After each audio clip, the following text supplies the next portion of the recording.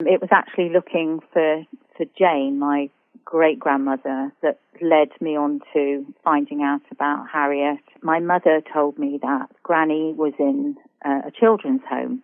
I started looking for my great-grandmother to see if I could find out where she'd been in this children's home.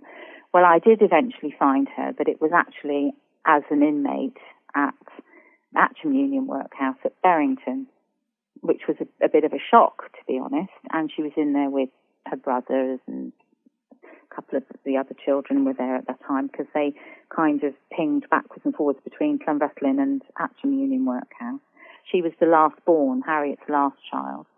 I've done so much research into her life and the children. Harriet really became the focus of it to an extent because of the hardships that she went through. And I did wonder if some of her asylum admissions were maybe postnatal.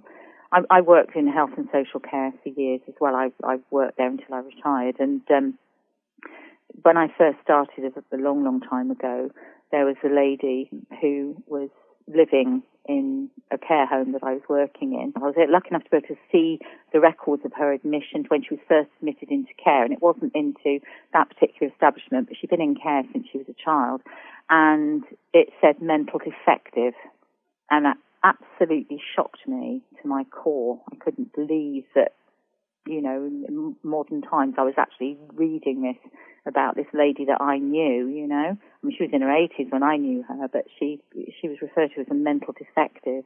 And I think the asylums probably had all sorts of people that society didn't really quite know how to deal with.